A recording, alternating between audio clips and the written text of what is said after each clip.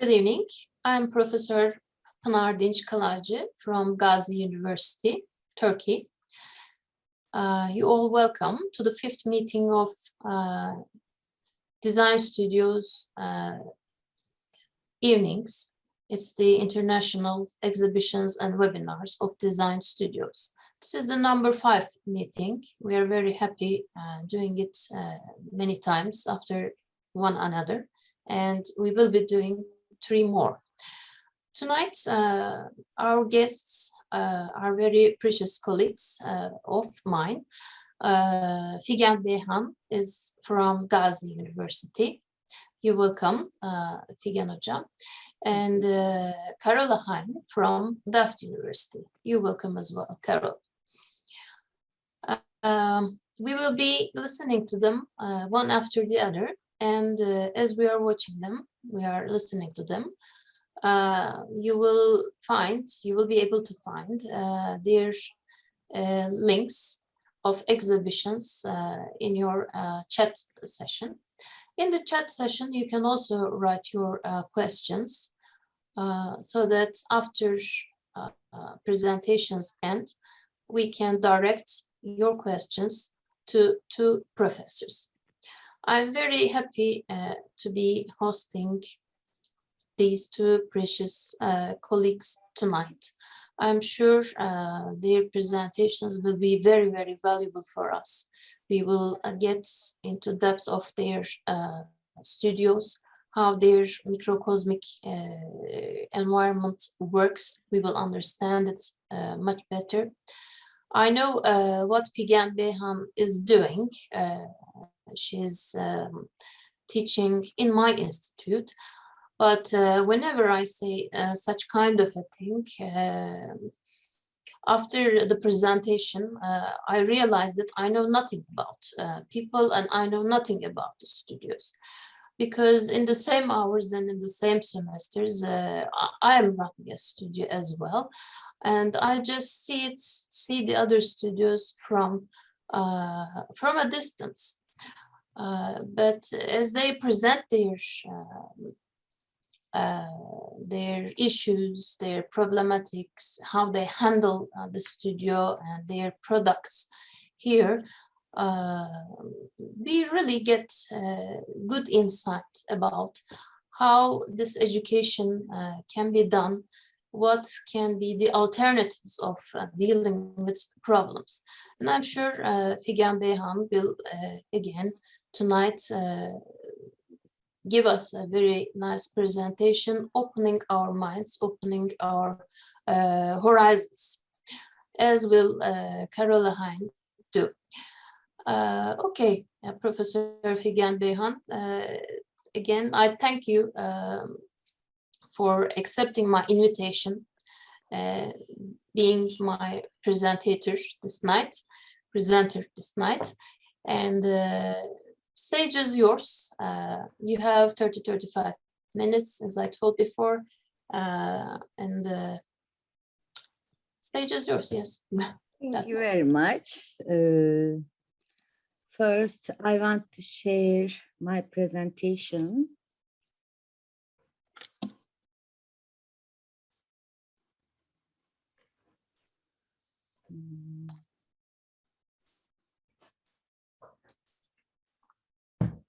Bir ileri bir geri gelecek.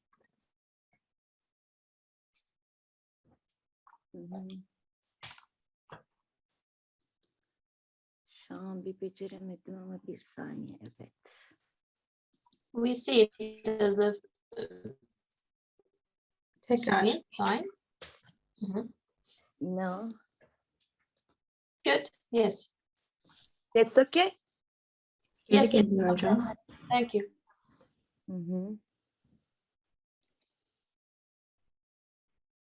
Yes.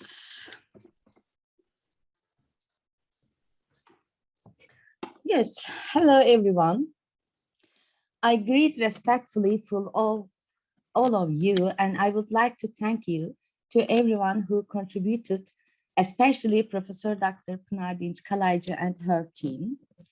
Studio 5 is one of the 7 architectural project studios in the Department of Architecture at the Gazi University. Those 7 project studios having different uprights are in our department is very important for our educational mission, and of course, it's a great fortune for our students. Studio 5 is known as Green Studio actually because our concept is based on sustainable architectural design, and we are trying to bring our students listening, understanding, and reinterpreting according to today's requirements of split place. First of all, I would like to introduce our team to you. I am Professor Dr. Figen Beyhan at the Gazi University, and professional famous architect Yakup Hazan is together with us as a part-time professor. Research assistant Merve Yıldız, Ertasun Yıldız, she is still going on PhD with me, and Dr. Assistant Gökhan Genç together with us. We are not only a team, but also a family, and we are accepting all students to become a member of our family when they study in our studio during the semester. So, what are we doing throughout a semester in our studio? Firstly, we are starting to analyze life and to determine basic context according to our project topic, concept, and of course, project site. Because we believe that life goes on, life gives shape to architecture using their own unique requirements and parameters. But at the same time, we always remember that architecture identifies the qualification of people's lives with respect on distinctive methods, techniques, and interpretations. So we start to search for some basic concepts serving to achieve the design of competent, functional, and sensitive space using interactivity with life and architecture. The acceptance coming from interaction between life and architecture here is that life is the studio of architecture, and it should be better designed for all life over the world as far as possible.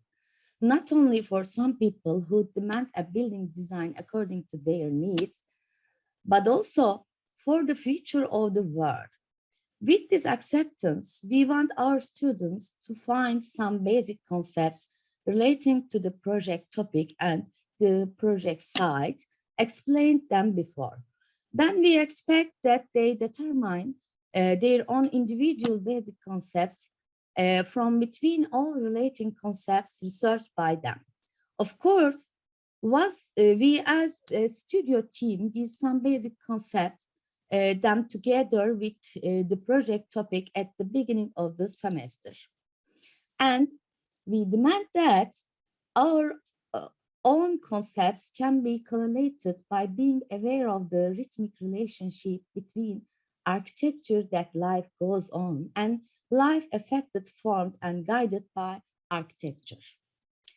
We guide them to understand that building design and construction must not be a practice versus nature. At the same time, we discussed unplanned, unqualified, and lost unique values built environment because of decisions of wrong architectural design.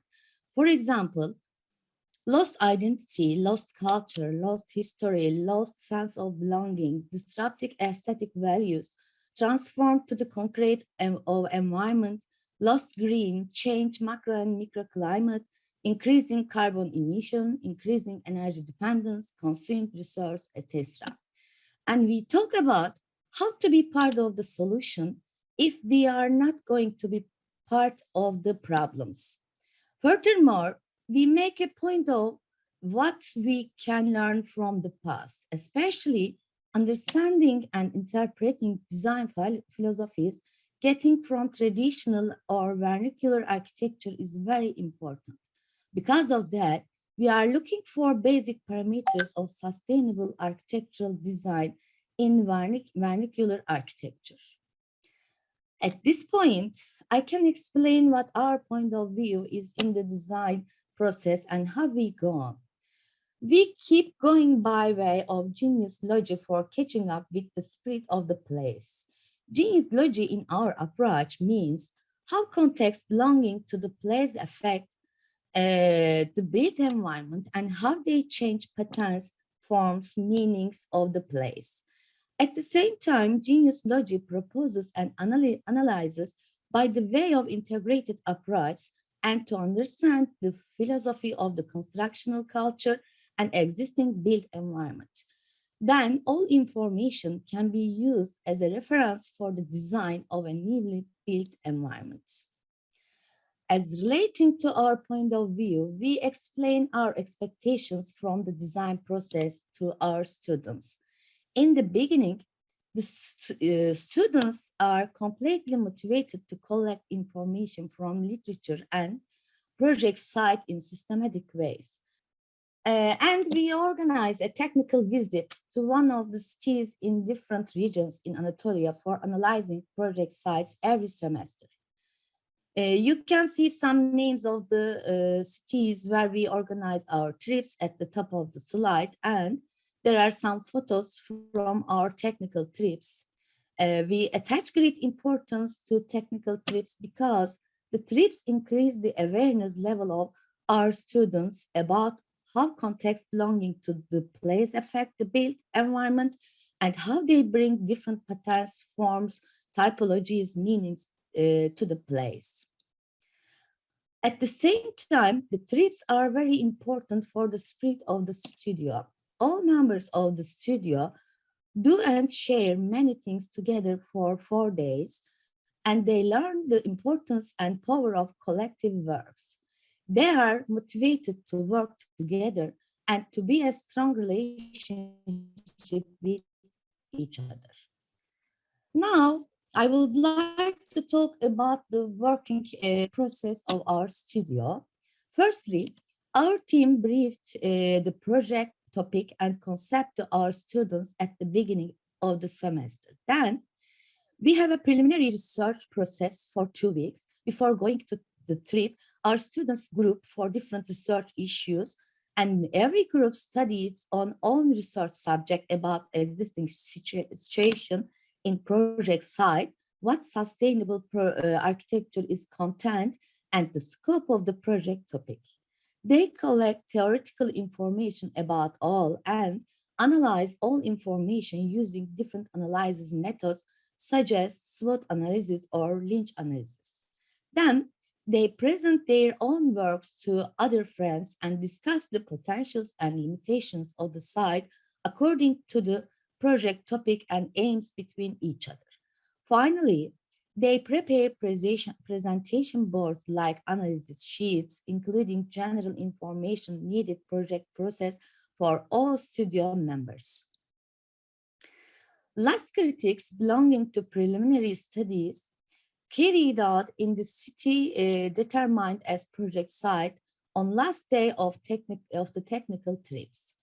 After coming back to Ankara, the presentation boards redesigned according to the last critics hang on walls of the studio for utilizing of all students during this semester. Then we are going on to criticize the projects of students in the studio. There is carrying out the vertical system in Studio 5 similarly to other studios. I mean that we have students from different levels of the education process in the same semester. In other words, students from lower classmen are together with students of upperclassmen. All the students continue to design the process with the same project concept and on the same side, but architectural programs and scale are different between lower classmen and upperclassmen. First of all, concepts and scenarios described as their own projects are wanted from every student as soon as they return.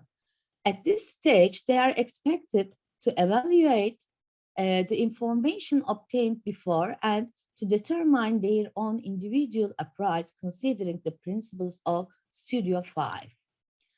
Afterward, they study the concept of their own projects and decide their context.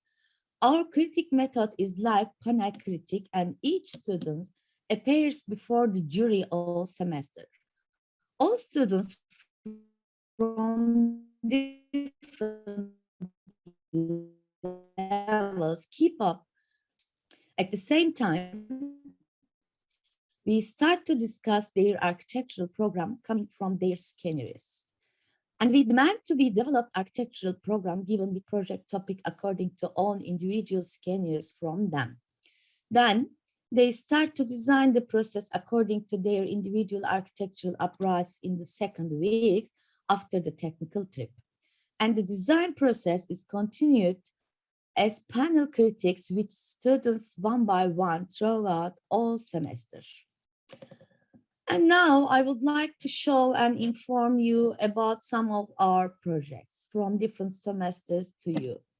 The project was in the 2016 and 2017 fall semester. We were in Assos Çanakkale, and our project concept was sustainability of local life to pass from time tunnel in Assos. Our topic was to design a social center consisting of education in a valuable city according to historical and vernacular architectures. And you can see here some of the final sheets belonging to our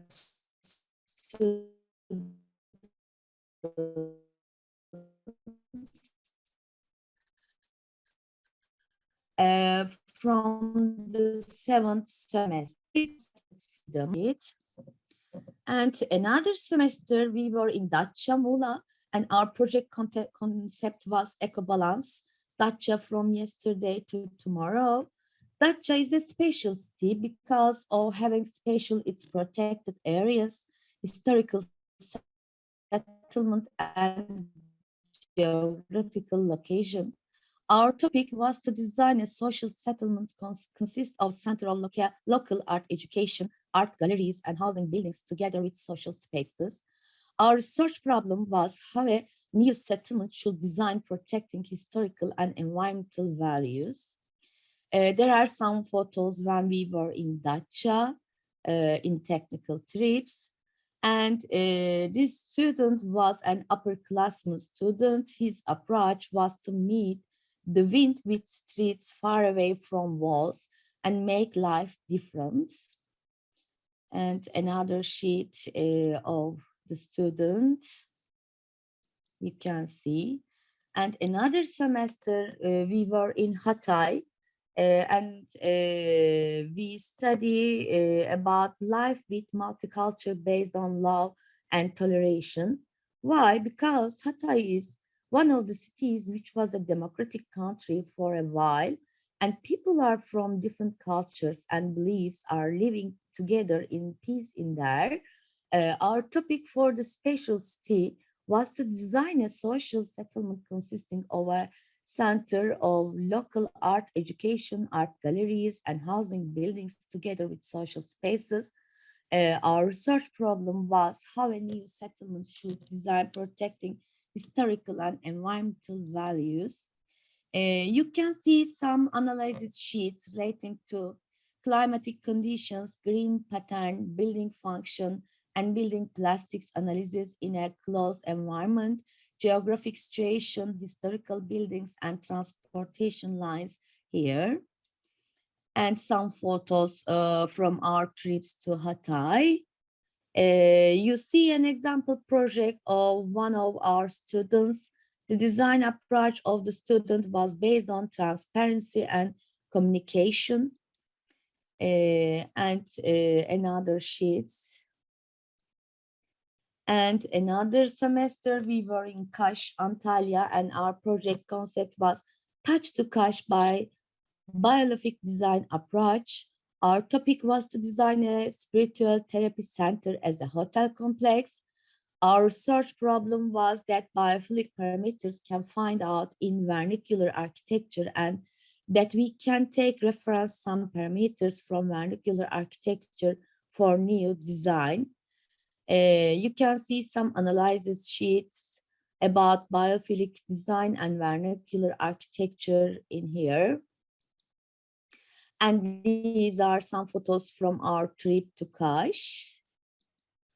And the concept of our student in this project was to learn from nature and gave a title to her project like In the Footsteps of the Stones. She had kept up with stone patterns in the city and its environment. She had used a pattern of stone in the site and designed a settlement to accommodate geography with being parallel to the coast. Using green water and local building materials become prominent in this design approach. You can see more clearly settlement pattern in the project in here. And then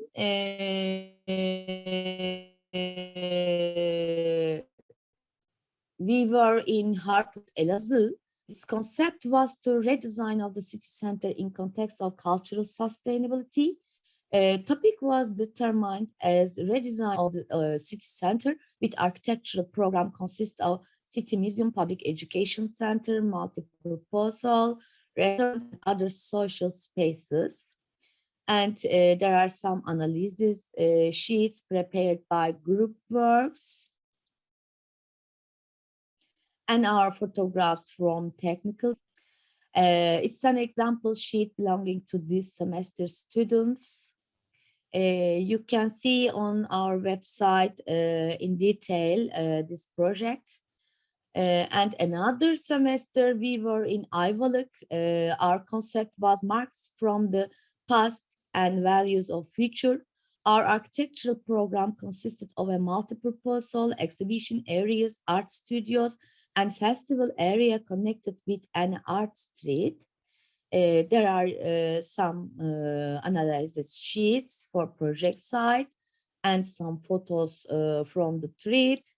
And all sites were structured with a holistic approach in this project. Two historical buildings on the site had been protected and refunctioning according to the architectural program. Importance was given to the use of local materials with a new interpretation on the facade. There is an example part of her plan schema in here. And another approach example in the same site for her project topic was the Refuge Museum, and she abstracted suffering that lived the years of population exchanged. It was another project in Akamula. Akika is a Staslov, and our project concept was rethinking education building as Staslov city.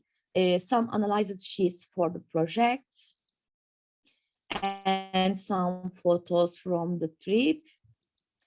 And we designed green education buildings integrated with life that is going on as Staslov city with design approach based on biophilic.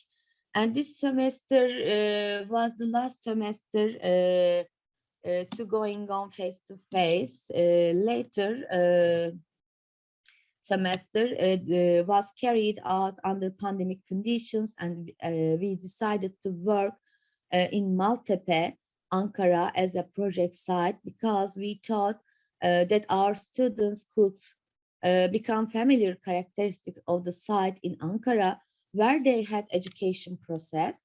Our project topic was rethinking sheltering culture according to today's affected from new dynamics because of the pandemic conditions.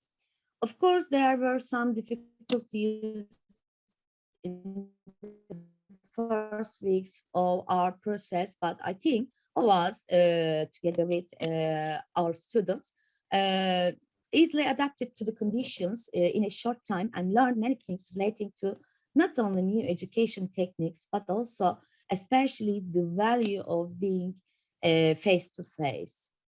Of course, we analyzed relating to the site, new conditions, changed expectations, and sustainable design. We made use of the potential of new digital technologies for all steps. As an architect, we often ask ourselves what the best solution for a better life might be. In all semester, we discussed how a livable environment in the city center can be designed by an architect. In this project, we were designed a self-supporting living environment consisting of accommodation buildings. Our priorities were intensive green patterns, livable open and semi-open spaces, and using renewable energy sources. At the same time, we wanted to provide to reduce footprints of buildings.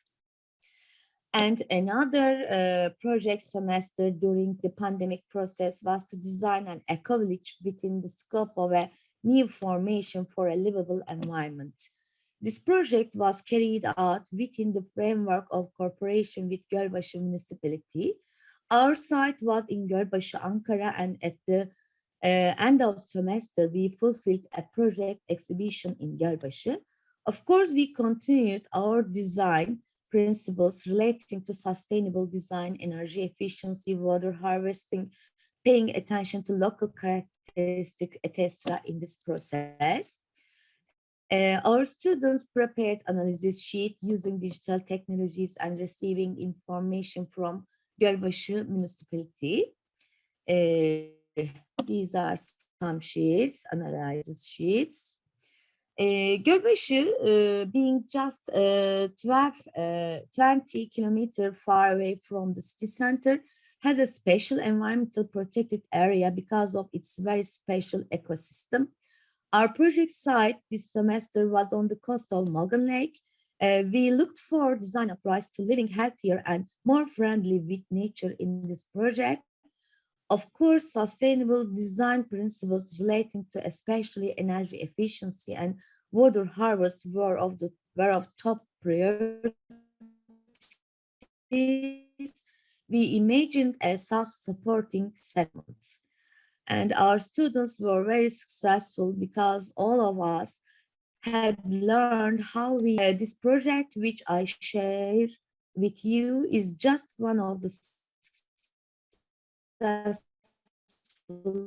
upperclassmen project. And this project was belonging to a lowerclassman student in the same semester. Yes, and we organized an architectural project exhibition in the hosting of Gölbaşı municipality at the end of the semester. And thank you very much for your listening. You can find more information in our website. Thank you very much. Thank you very much, Professor Figen Beyhan. It was a very nice presentation. Also, we share your exhibition's address in the chat section of this Zoom program. It was very interesting for me to see how you connect Vitruvius principles with genius loci understanding, so that you try to produce some architecture not only for the sake of architecture, but also for the world, for living in a more comfortable environment, not only as a human being, but also protecting the environment is a very valuable issue. I think I matched you with a very equal, very suitable partner, which is Carola Hein from Delft University. Because as far as I know, she is also dealing with historical environments, with the culture and its sustainability, its role in design. So it's time to listen to Carola Hein. Carola, hello again, and you're welcome again. I'm very happy to be hosting you in this program. So is it possible you share your screen first? And then you can start, please. So I think you see it full screen now, right? Yes, okay, perfect. Thank you. Okay, thanks a lot for the invitation and for organizing this. It's really a pleasure to be. Way of coming to it is a bit different, and I approached the presentation a bit differently, but also because my background is slightly different from the ones that we've seen now. So I've been trained as an architect and planner in Hamburg, Germany, but moved into history and heritage already during my studies with writing my PhD already on a historical topic. And I lived then and worked starting from Hamburg in Brussels, Paris, Tokyo, Philadelphia, to then arrive in the Netherlands. And while doing this, and so this is perhaps interesting also in terms of background, I was professor in growth and structure of cities at Bryn Mawr College. This is close to Philadelphia in the United States. So I was teaching in a liberal arts setting. Bryn Mawr is a really interesting college, university, you could say mini university, insofar as it's one of the oldest women's colleges and still today a women's college. And in our growth and structure of cities program, we introduced design aspects. And so in my courses, I might ask students to come up with designerly approaches and designerly projects. When I moved back to Europe as professor in history of architecture and urban planning in Delft in 2014, I came back to a real design school and a big one. Now in my chair, I'm not teaching large design studios. So it means that I can, once in a while, I'll have what we call an Explore Lab student who's doing a graduation project where I have the kind of depth that you would have in a year-long studio program. Most of the time I'm using my courses to establish long-term perspectives for adaptive strategies. So what I'm telling the students is that if you think about the past and just think about how many decades or how few decades it took to introduce the internet and radically change the world. So if you think back 40 years and then you think ahead 40 years, how much transformation can have happened in that kind of a period? And that is also the reason why I say don't design a product, but design a process or design specific steps in order to be wherever they want to be in 2080. What will have to happen in 2070, in 2060, 2050, and so on. And that also means that that I'm trying to get them excited about design fiction. And I think this is about the power of the image. So not only to say, this is what needs to happen and this is the best, but to say, here are 4 options. And one of them can be a utopia and the other one can be a dystopia.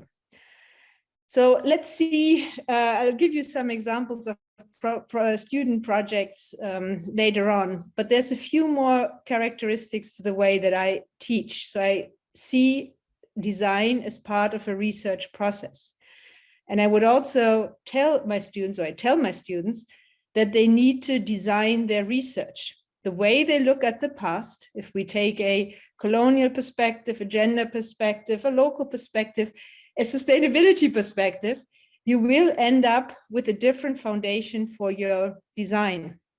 So what I'm trying to avoid is that the student turns back, does some historic research, and then turns around, forgets all about the research, and does the project they had in mind from the beginning on. So the idea is of a circular process in time, which links back to the research they've done. And at the same time, I'm trying them to zoom in and out through the scales. So even if you design a building, to be aware of what its impact on a neighborhood, city, territory can be. So it's really about opening up multiple futures based on a close reading of the long-term development. So in that sense, in terms of, you asked me in terms of pedagogy, I'm trying to bring in historical investigations or timelines, mapping, and this can be mental mapping, stakeholder mapping, GIS-based historical mapping into the teaching so that they actually produce research products will then inspire the scenarios that the students are sending up.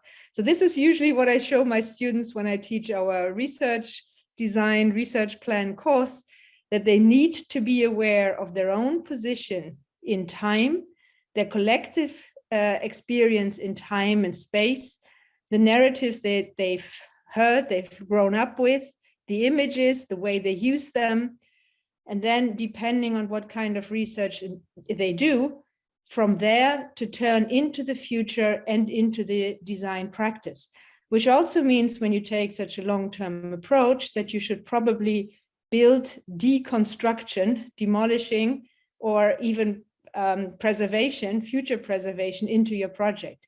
So this is about building the future heritage, ideally, if you do it right.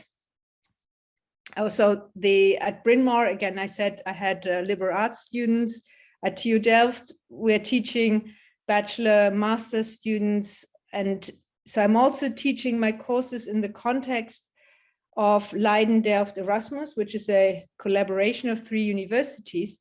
So these studios might also include not only design students, architecture, urbanism, engineering, but also anthropology or history students. Now, they often don't have a design background. So what we are trying to do now also in setting up a bachelor minor course is to include a basic design course, which also requires to have expertise on how to actually teach design and not just to say, oh, go ahead and try it out. But there actually a colleague of mine, Elise van Doren, did her entire PhD on the topic on how to teach design, which is, I think, something that's very important. And to turn it around, I think even a student of art history, in order to read or to write architecture history, it's much easier for them if they ever had a pen in their hand and have tried to put ideas on paper rather than only reading and interpreting plans. So this idea of history-based studio design, we took this with my colleague Elise van Doren into an article to explore types of student learning and the relevance of history for design. And in that interview, you can look up the article, but what was really fascinating is to see is that the students were all really supporting the idea that history matters for design. The way it does that, we still have a lot of work to do and to understand how exactly that works. But in any case, for them, I would say for 99% of the students who responded, they had one or the other reason why history was important, whether it was purely an example of a style or whether it told them examples that had failed, or if it's the root of culture, as someone says here. So there's a lot, I think, in student minds that we could interpret, work with for the future. Now, in this, so I teach all kinds of courses on that are history based, but what I propose to do today is to look at those that are focused on port cities, because that's also my personal fascination, which is a fascination also with water and heritage, or water and culture. And I think at a time of climate change and shifting water patterns, we really need to look at port cities as these particular cities at the edge of sea and land. And these are places often in urban deltas. So many of the major metropolises of the world are located in easily floodable areas. And they're also hubs of human density, because all the major ports, all these commodity flows and people are in those same locations. And when you think about the Mediterranean, most of these port cities have a long history with a lot of heritage, which will also be challenged by water problems. And this is not to say that the North Sea doesn't have it, but I was just looking at the screen and thinking at the Mediterranean at that point. So what we have set up is this research project on port city futures, our website, if you want to take a look, and which brings together these 3 different universities. And I do think that it matters to have, for example, anthropologists involved in this, and then they can both help in the design process, make sure that the procedures architects or design students follow in interviewing people or doing architecture and ethnography, that it's in line with anthropological approaches. as well as having the anthropologist actually looking at the designer as the topic. So how does a designer interact with society is, I think, a really interesting research topic for anthropologists, for example. And this idea of port cities as important types of city, for me, comes from the idea, well, going back to extended urbanization, and the idea that we need to think cities as part of global flows extending to the entire planet, in which these port city territories are particular nodes. And I think they are an important topic of research, different from, say, capital cities where the main political powers are located. Now, in the design approach, we use methods such as mind maps to even identify what students actually see or have seen. What is in your mind? What do you know? What you don't know? Here in the case of what's Rotterdam as a port city, I've been putting together, establishing these kinds of dualities, questions of what are the challenges that port cities face. For example, challenges of heritage and migration, because there are often themes that are actually colliding with each other. Or think here about logistics and livability, all those trucks that go through the port territory and at the same time crossing multiple neighborhoods, or the presence of global companies and the challenges that this implies for local government. And to figure out a way to actually plan the city at a scale, or the port city territory, in conjunction, because for many decades we've had an idea of taking the port out of the city, also of our thinking, and even now many of the strategies are for cities rather than and ports rather than for port city territory as in conjunction, and pay attention to the heritage in it. So what I'm doing here and what I'm doing in the course is trying to provide students with a background through lectures to look at the particularities of port cities, to provide them with analytical tools, like this idea of the way that petroleum shaped the built environment, connecting refineries and gas stations and housing and infrastructures, and the depiction thereof, which for me is underlaying this idea of a larger port city territory, which reaches from the sea, from the ships, to the logistics centers in the hinterland. Now, we use these kinds of approaches to have the students in their research phase do mapping. And I'm just going to show you very briefly some of the maps to look into history. What's the spread? What's the scale of port city territories and their changes over time, to identify specific port city characteristics. How is Rotterdam different from Hamburg or London? And then to look into institutional boundaries. And as a result, from these analysis of historic plans, you might get a story, which was also the result of a student project, of the ways in which petroleum reshaped the Rotterdam port city territory. And you see in red all the oil storage that is growing in the growing port, and the city next, or the cities next to it, trying to catch up with this enormous growth. Now, based on these kinds of analytical frameworks and overlapping them with mapping that not only shows the industrial, but also the administrative, here in The Hague, for example, elements, or studying the role that new infrastructure like bridges has had on the development of the area, we show that if you take kind of big data approaches, here the number of gas stations mapped through archival research, you see transformations, urban development, and you can position individual buildings in the larger scale. Now, we can come back to these if you want, but the idea is really that we use geospatial mapping, approaches like maritime flows and their impact on from the sea to the city rather than purely from the land, as a foundation to then teach the design courses. So the analytical part, the research in my approaches always has a large importance.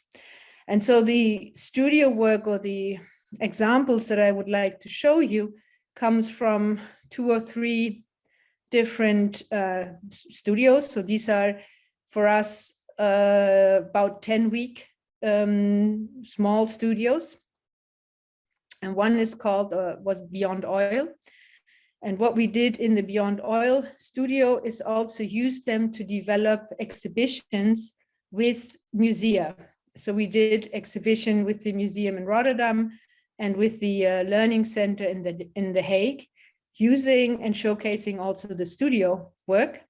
And another one called Adaptive Strategies, where I'll show you, we have the exhibition online on our Port City Futures website. So in Museum Rotterdam, and so there's the exhibition is what you see here. For example, the map that I just showed you as a map from one course ends up here on the floor to show people Rotterdam and its areas. Historic research from photographs, etc., ended up in the exhibition. And we even had some of the design projects then showcased in this space. The Dunkirk exhibition, and I don't want to go into all the details, but so the Rotterdam exhibition also traveled through several of our universities, and it included a visualization of these timeline that I showed you earlier with the different analytical boxes. So filling in each of these boxes with the relevant buildings, and then looking also at future practices. So from that kind of an analysis comes, for example, the conviction that the image matters. And usually when I show this picture, everybody goes, huh? Because you're kind of intrigued, shocked, what's happening here. And the conversation behind this image made by some of the students was to say, well, in the Netherlands, we have all these windmills, which are effectively engineering devices, and people will take their fancy pictures in front of them. So what does it take to turn oil refineries, which we want to get rid of, into heritage objects and turn them into our minds into something that is not, well, basically today invisible, because it's usually next to the highways, you can't access this, you can't get there, you don't know it, it's debranded, there's no big signs on it, you don't go there. To turn it into something that becomes a heritage object, an object of the past. And architects and designers really have the skills, I think, to come up with striking images. And this is also part of the book that I did recently on oil spaces, in which we also feature some of these images. We did an exhibition called Oily Days in Dunkirk, and another one called Or Noir. And this went hand in hand with the studio investigations. So the stuff in this to identify what the role of oil is and was in the city.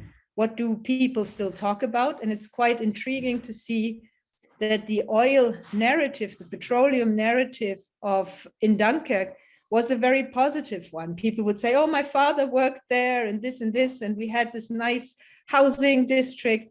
Whereas today we would talk about petroleum probably as something way more negative than this kind of nostalgic reminders. And from there, students developed utopias and dystopias, like this idea of machines that could automatically kind of roam the soil. There are these wind-driven machines in the Netherlands. And so they imagine something like this, cleaning up the soils, replanting, growing trees, or this dystopia here again for Dunkirk, where the students imagined the last drops of oil here left over and kept for medicine. And the student invented a whole story of people living off leisure and gaming, and that's where the windmills come in. and they do a lot of shopping. So all these containers are falling down here, and their shopping mall itself is the container ship. So he had actually written a whole story, a fiction, and then turned that into a design. So we collected all of the individual projects from the students, and there were others for, say, like bamboo and mycelia based, so new materials that could transform the former oil sites of Dunkirk. And in the same vein, using again the historic analysis that I would provide the students with, asking them, and so here you see the same maps, if Rotterdam used to be a staple port and a transit port, what is its future going to be? How are we going to develop adaptive strategies for the future? And so they developed here at an urban scale everything from new uses for makers districts, marketplaces, renewable energy, and you name it, to come up with a new vision of 2080, and then proposing different steps in between in order to achieve this. And this project, for example, included everything up to bird landing places close to the harbor.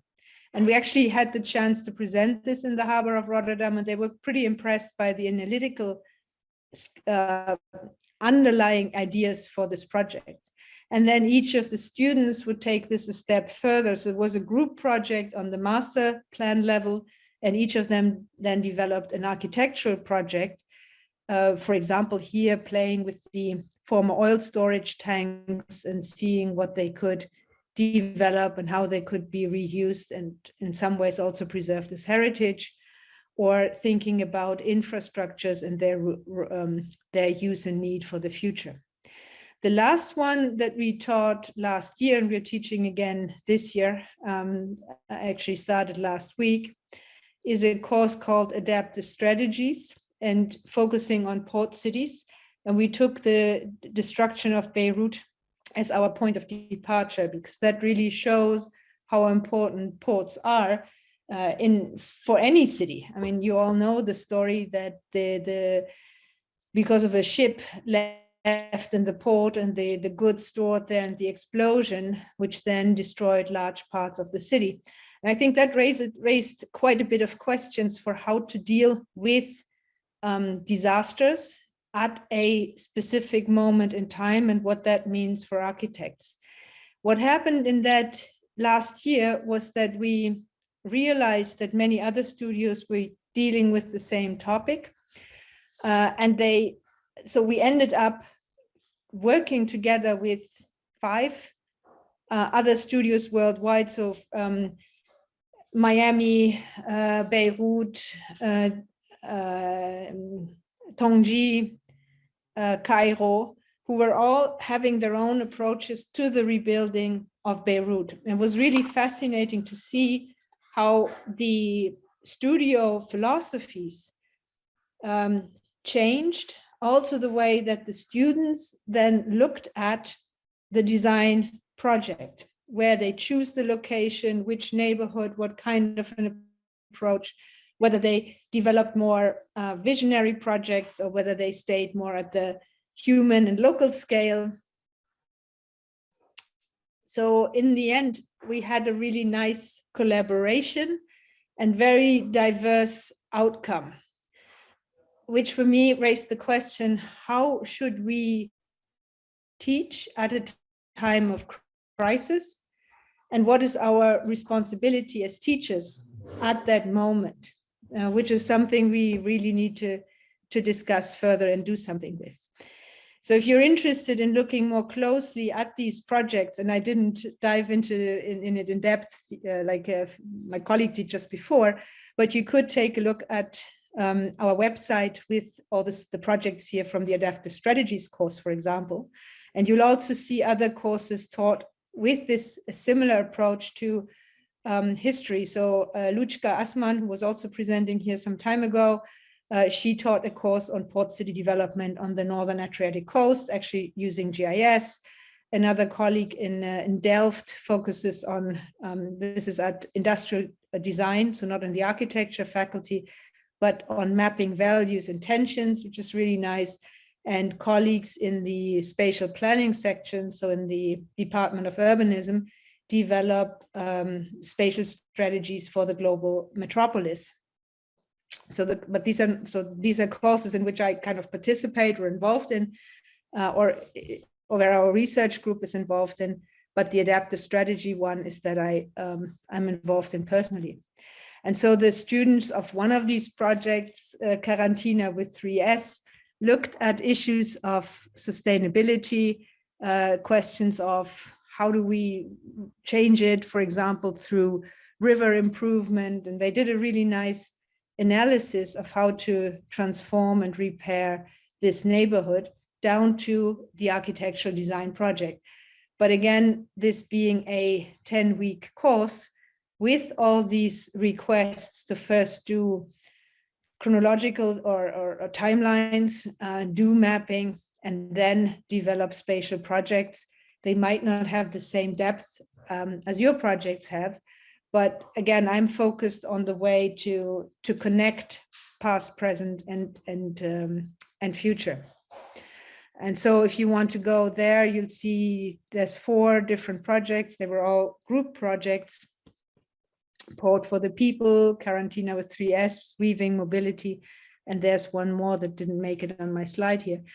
But again, all of them are focused on this idea of long-term development, of interconnections between a port as a very unique feature of port cities and the neighborhood next to them, with this idea of zooming in and out, but also on sustainability, including from a more social perspective, because often the neighborhoods next to ports are ones that have been traditionally been left out, or are kind of areas where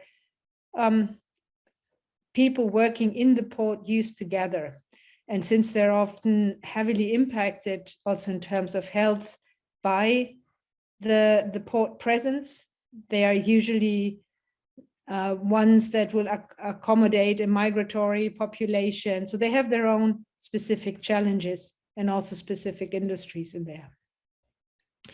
And occasionally, so I have individual projects where I'm involved as research mentor, and these are then projects that can take a year. So here one from Lukas Höller, who again looked at port cityscapes at the intersection of the growth of port and city between sea and land.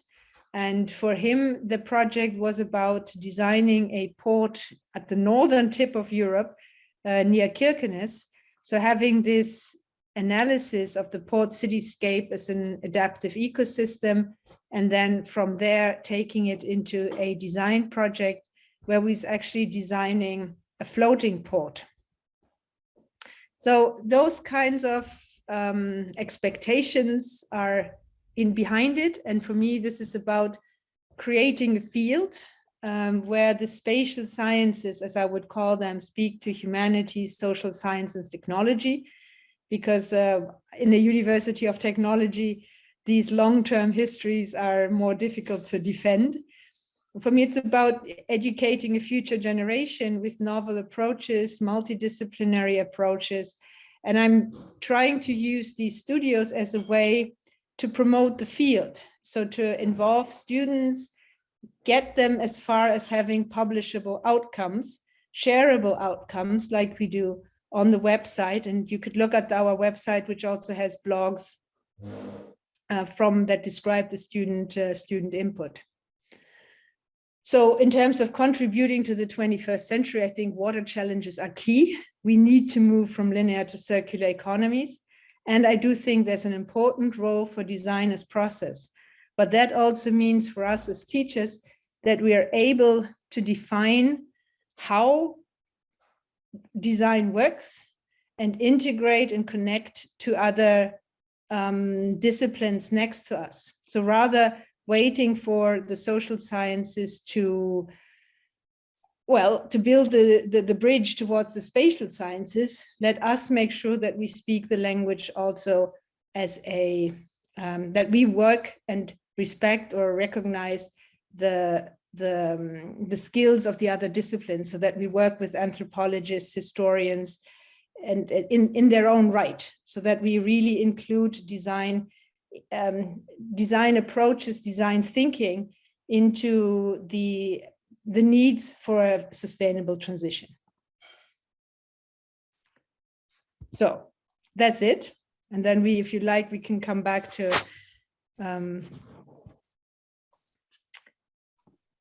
Yes, thank you very much. It was a very interesting and very fulfilling presentation. I really had the answers of my questions because maybe the audience does not know, but as we contact with our presenters, I send them a list of topics and I asked them to address these topics in their presentations. And Carola, Hein, thank you very much for keeping it exactly. So I got all my answers from you. But there are some other points that I really want to know about more. But before asking, in the chat section, we publish all the exhibitions that you mentioned. And we thank you for opening all the exhibitions at hand to us. You're sharing it with us. So we know the story behind these exhibitions. Otherwise, we would just be looking at the projects, but now we are able to understand how they were produced in a very collaborative and interdisciplinary way. You mentioned about the neighbor sciences. What are these neighbor sciences exactly? I heard the anthropology, I heard the urban planning, I've heard the history, but what else can be the neighbor? I mean, because architecture is doing something, adding something to life and adding something to earth.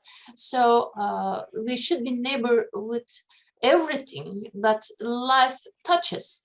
So what is the limit? I mean, you started with anthropology and history, it's okay, but how far can it go? How far can it be wide? Well, if you want me to try and give an answer, that's also why I told you that I taught at a liberal arts college in the beginning, because liberal arts means that at Bryn Mawr we had everything from chemistry to Russian, from pedagogy to you name it. So it's like really a mini university. So we set up a program, transdisciplinary program, where all these disciplines collaborated. And so we had course clusters where I taught together with a mathematician, someone from education, and or someone from Russian or Japanese studies, art history, on a topic. And then we would request the students to actually develop an output based on these various inputs. So they would actually be the one shaping the topic or shaping the output. So we taught a course on sustainability, where the math course helped them to calculate food trays in the canteen and whether they should be there or not, what it mattered in sustainability. The education took them into the city to work with students. I taught sustainability, and the students in the end designed a course for public school children in one of the worser neighborhoods of Philadelphia on a sustainability curriculum. So I don't think there's a limit to these disciplinary reaches. So it's in a way, it's playing with knowledge, in fact. Everybody shares what he or she has, and everybody has his or her own outcome from it. So it's a game of knowledge exchange and transformation and building, knowledge building as well. It's not only the architecture, but it's in a very big it's in a very big picture It's a figure on the picture, let me say. In many ways, that has always been the role of the architect, is an integrator. Yeah. Okay, thank you very much. Maybe we can let you pause a little bit and have some breath, because there is a question for Professor Figen Beyhan. I guess your students couldn't experience sight during the pandemic period.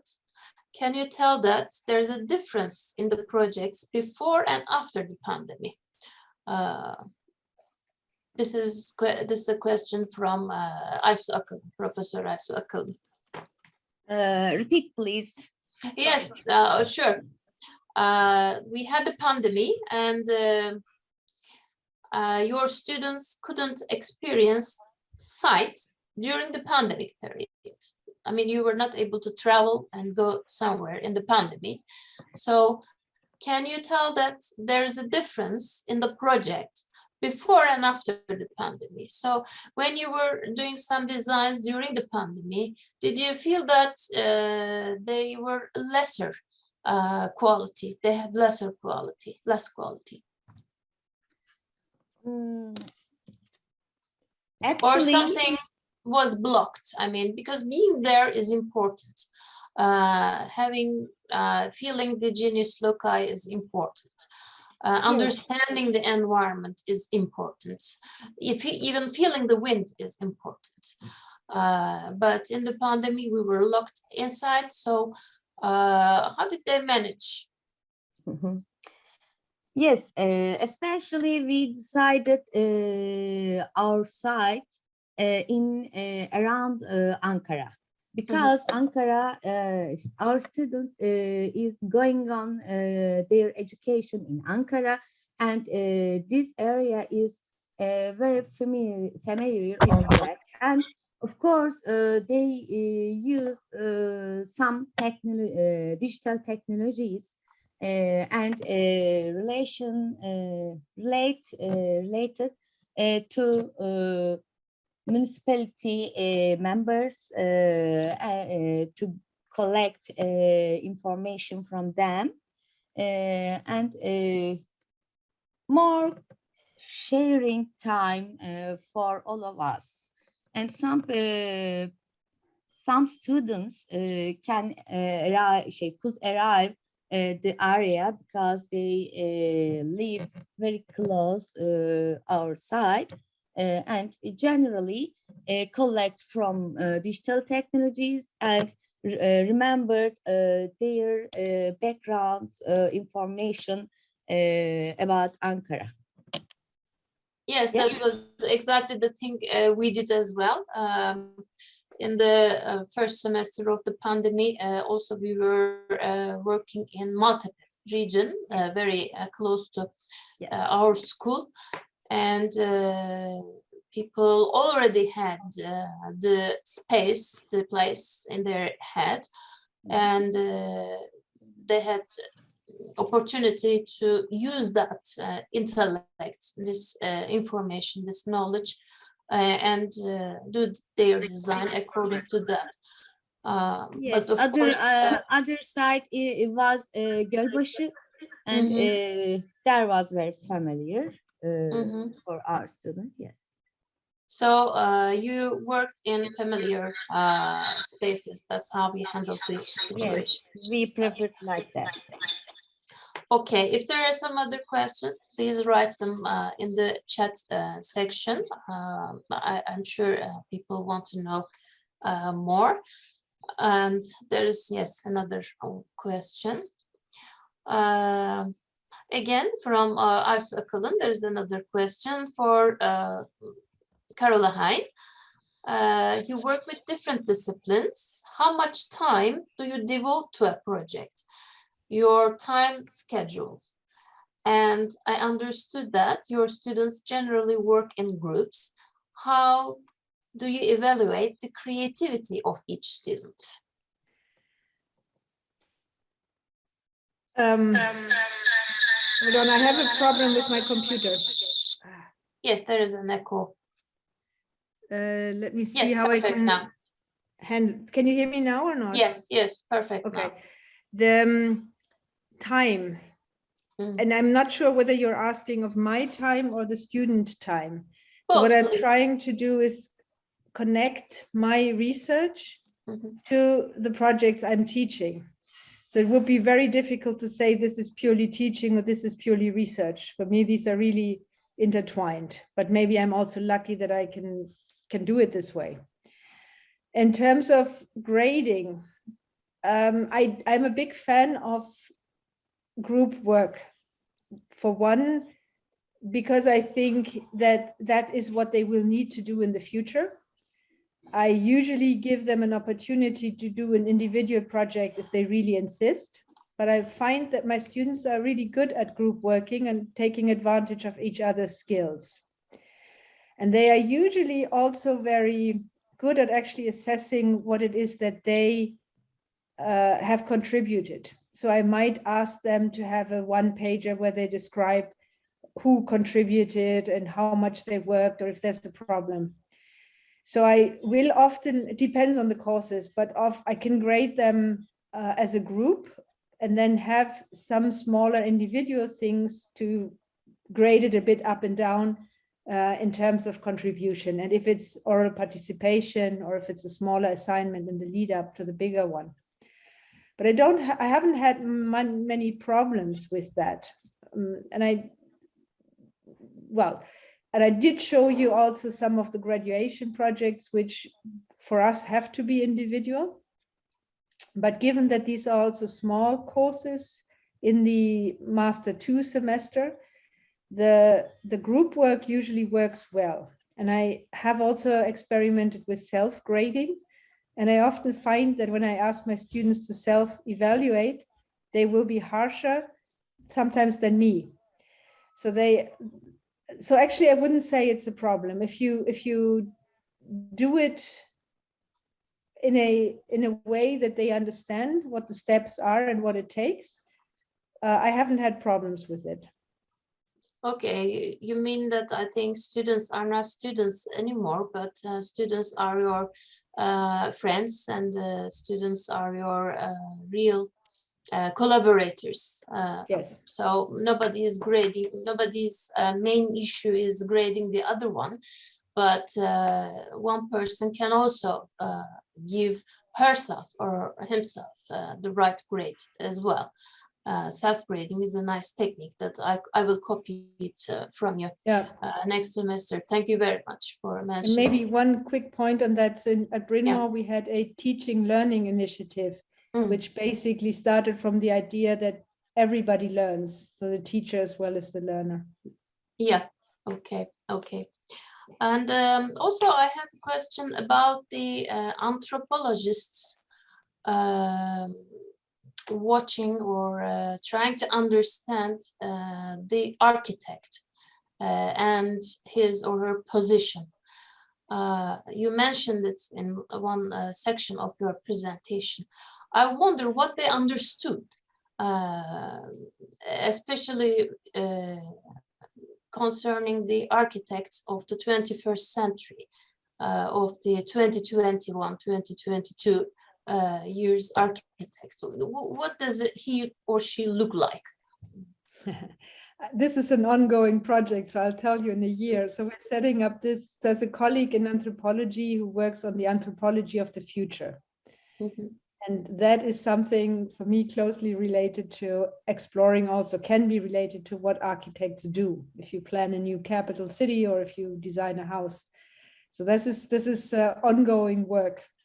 So I can't tell you yet, but I will looking for the results, because I think it is it will be very interesting for the education as well, its results. And what about educating tomorrow's teachers of architecture? Do you think it's possible? I mean, or do you think it's a good thing? Because you come from a university, or you worked in a university which was related with liberal arts. I mean, all arts were together. So do you think that teaching how to teach is a limiting process, or do you think it enlarges the person's view who wants to be a teacher? I don't know. We are not primary school teachers, but we are trying to teach architecture. In fact, we are not teaching our own values anymore, but we are all learners. So how do we teach? Why do we need to teach teaching? Well, I think the teaching design really means that we have to question. So I think it's something different than purely teaching vocabulary.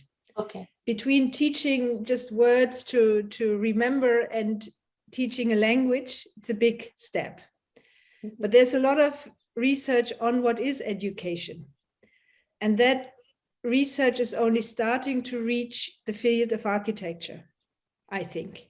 So that's why I was mentioning my colleague Elise van Doren, who has a whole theory on how to teach the teachers. That was her PhD about. So I would actually send you to her PhD thesis.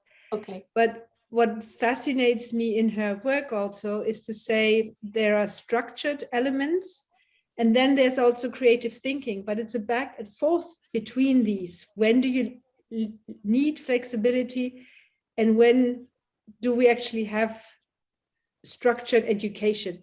Mm-hmm. But just telling a student, oh, I don't like this, is just not enough. But I think that we all agree upon. Yeah, sure. Okay, thank you very much. So I have a question for Figen, Beyhan too. As far as we watched, you traveled all over Turkey together with our students, and I really hear from your students that they are really happy with that process. So do you think that they really touch the ground? They really touch the history, they really feel the society, they really feel the problems when they're there, because these trips are very limited with 2 or 3 days, and you see a lot of things in that trip. So do you think understanding the place is possible just by being there 2 or 3 days and looking for certain issues? Or should we stay more, develop some deeper relations, maybe supported with further research? I mean, how do you manage this? I mean, do you think it's enough being there? Maybe not completely enough, but I think it's important. Why? Because before we go to trip, we spent 2 weeks research about this site, and before go there, we have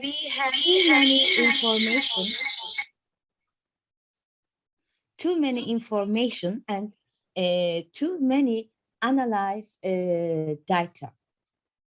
And when we arrived there, we have we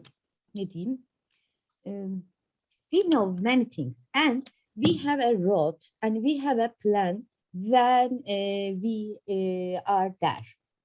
And first day we decide our site and analyze this area face to face, maybe.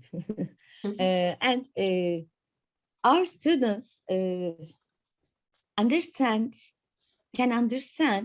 this site, what this site means in this city.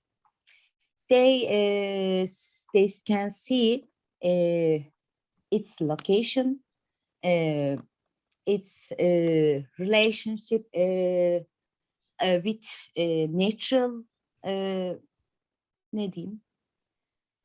İngilizcem yetmedi burada. Environment, okay.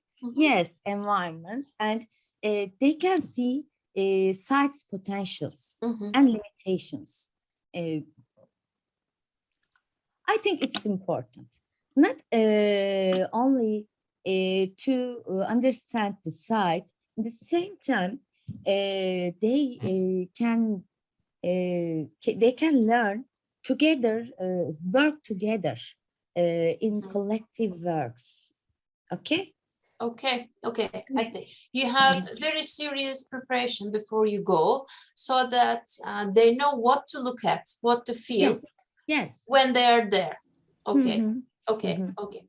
That's. Is it the same with you, Carola? I mean, because you are dealing with geographies, people already know, I suppose. It was all around Netherlands and other base cities. And what about the geographies that people have not been to yet, or have no chance, opportunity to go? I mean, how do you manage this? Do they visit places again in order to understand better, or just the maps and analysis and history, all these knowledge is enough to understand places? Well, it's never enough if you don't go to the site. But at this point, even last year, we had to manage. And for example, through the collaboration between the various studios, the students work together with students who were in Beirut, for example.